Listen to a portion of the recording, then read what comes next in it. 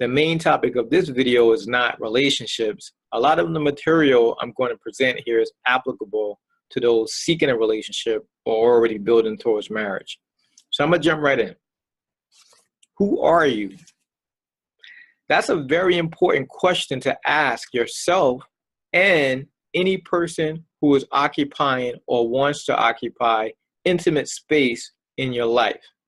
Not talking about your name. That doesn't tell me much. That's not who you really are. Not about your occupation. That's a different question. That's what you do.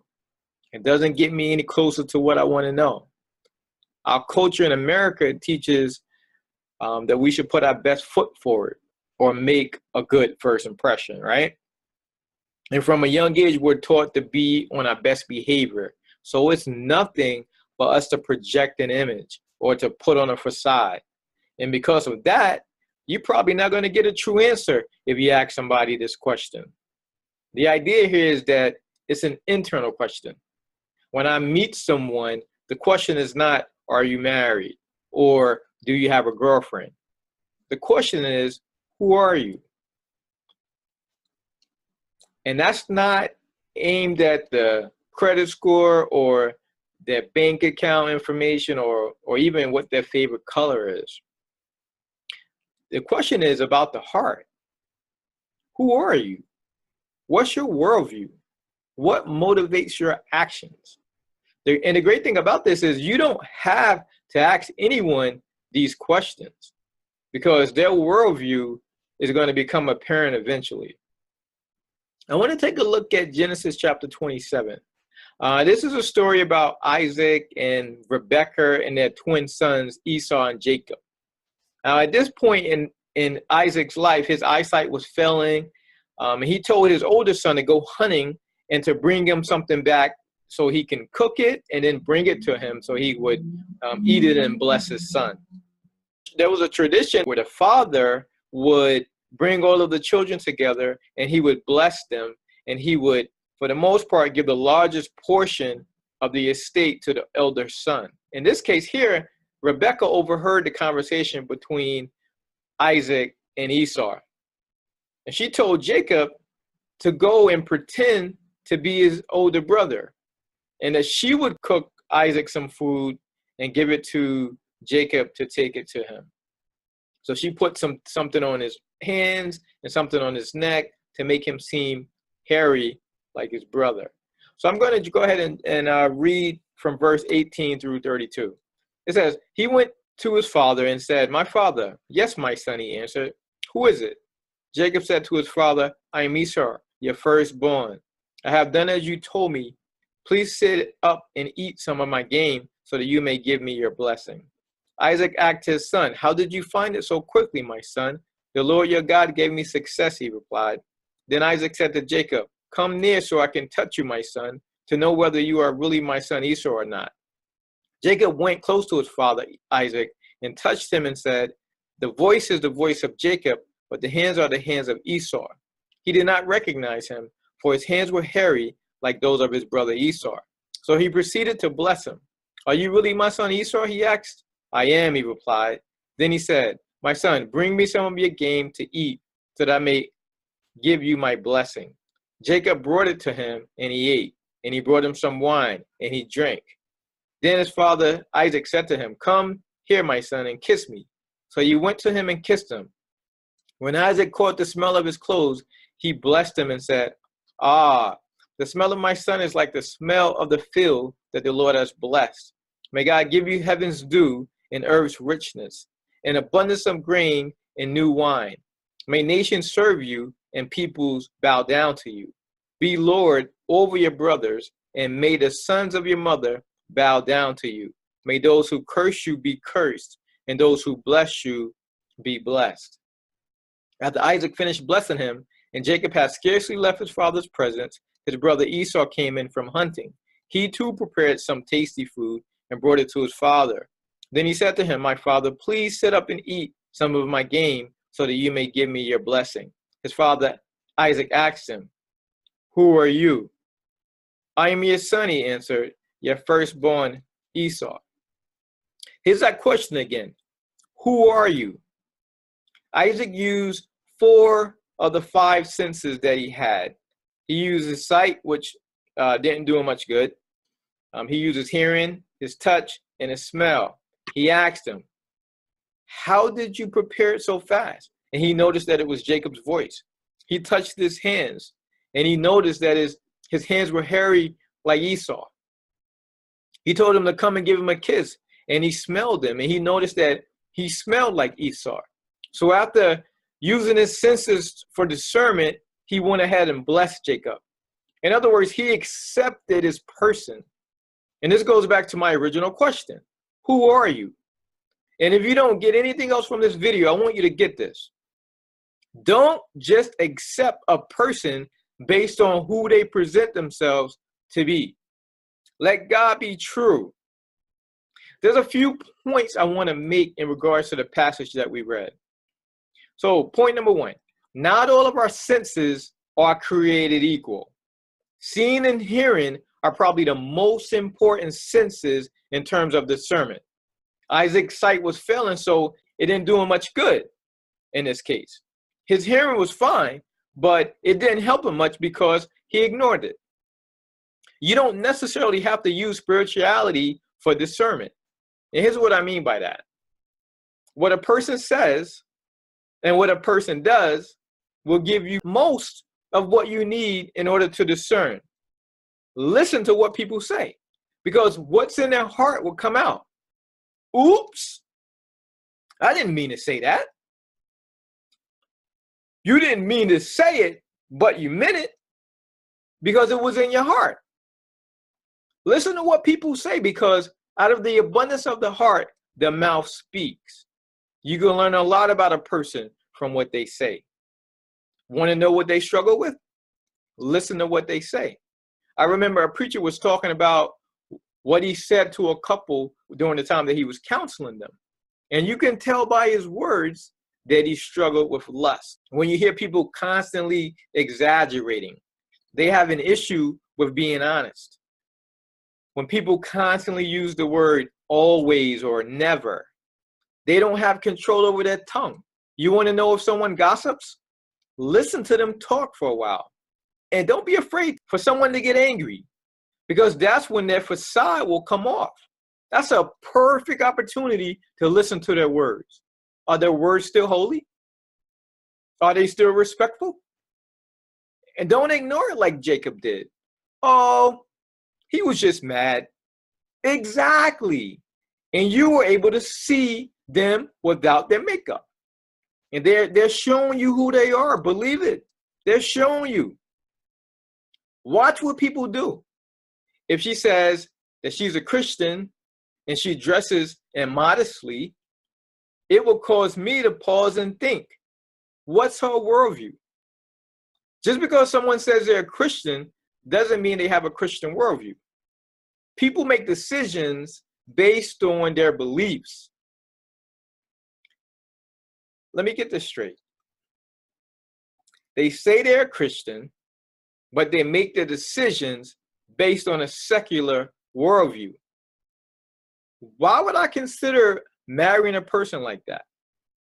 Your own worldview is in opposition to what you say you believe. You're a walking contradiction. How can you trust a person like that? What is spiritual maturity? The writer of Hebrews says that those who are mature have sharpened their senses to the point that they can discern good from evil. If you're spiritually mature, then you should be able to discern these things. And don't turn off your discernment because a person is attractive. In fact, you should turn up your discernment when you're attracted to the person. It's like if you're listening to music and there's a lot of noise in the room and you can't hear the music, what are you going to do? You're going to turn the music up. Women, great question to ask men. Who are your personal mentors? Are any men pouring into your life? Because if a man thinks that he has it all together, sisters, you should go the other way. Point number 3. If you're handicapped in a specific area of discernment, seek advice. Isaac couldn't see well. Instead of dismissing this area of weakness and just relying on the other areas of discernment, get advice. Rebecca, could you come in for a minute? Ask someone else. What do you see? Who is this person? Ask of the witnesses. How do they behave? What is their worldview? Don't dismiss your handicapped area. We all have blind spots. There are parts of people's life that you don't have access to. So ask of the people about the person. It's called checking references. Relationships are too important.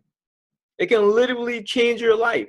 If you marry a person or have children with a person, it totally changes your life.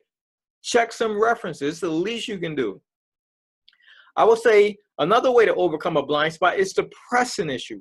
Don't be afraid of conflict. If an opportunity presents itself, and I'm not saying start an argument unnecessarily, if an opportunity presents itself where you can offer a difference of opinion, press the issue and have a dialogue. You want to see what type of response you get in a less than ideal situation. I remember coming from devotion with my wife before we were married, and I wasn't clear on the directions on how to get back home. I saw how calmly she responded to the situation, and it made a great impression on me. Also, create opportunities to see those blind spots. If you haven't seen your friend in certain contexts, create a situation. Invite them to places with other friends and see how they interact with people. Do they have enemies? How can you arrange an encounter? If they cannot be around enemies without losing control, then you know all you need to know. Point number 4, address incongruencies. Why does your voice sound like Jacob's? Isaac let it slide. Maybe he thought, we'll figure it out later.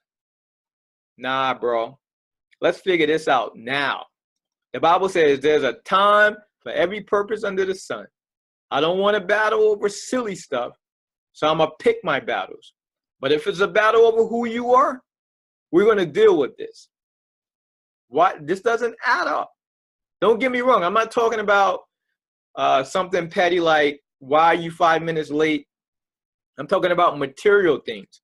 Why do you sound like your brother? This speaks to who you are. That's important to me.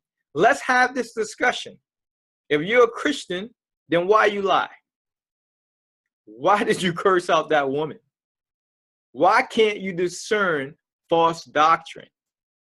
Some errors are subtle, and that's understandable. But if the error is substantial, why didn't you catch it? This takes courage, but it must be done. We're commanded to guard our heart with all diligence. To guard is to protect or maintain.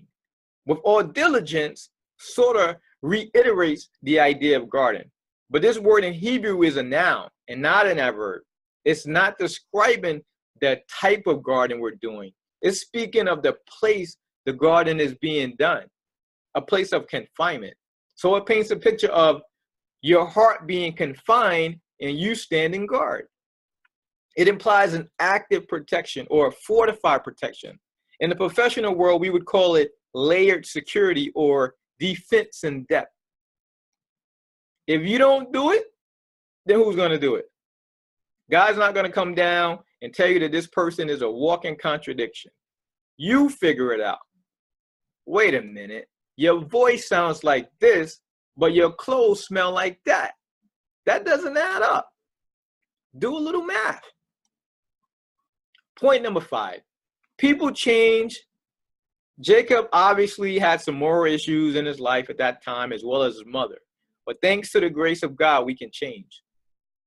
So my previous points were not to condemn anyone. But Jacob, or whoever the person is not going to be in any of my intimate spaces while they're doing those sorts of things, or they're in that stage of their life.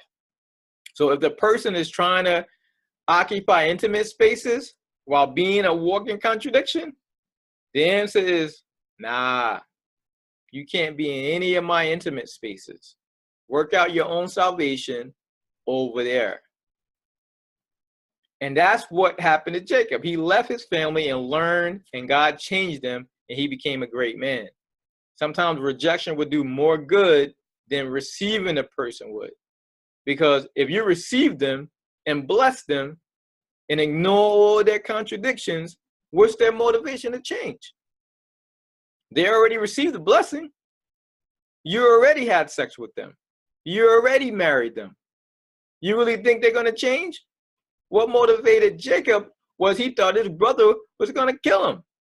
It wasn't his conscience that set him straight. It was the fear of life.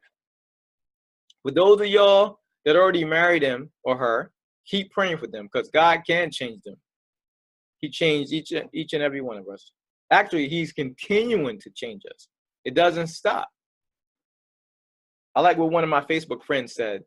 We shouldn't settle into reform anything. We should continue to be reformed as we continue to learn and grow. And I'm going to end with this. Ask yourself the same question. Look in the mirror and ask yourself, who are you? Are you a walking contradiction? Does your belief fit your worldview? All right, I'm done here. God bless you. Until next time, peace.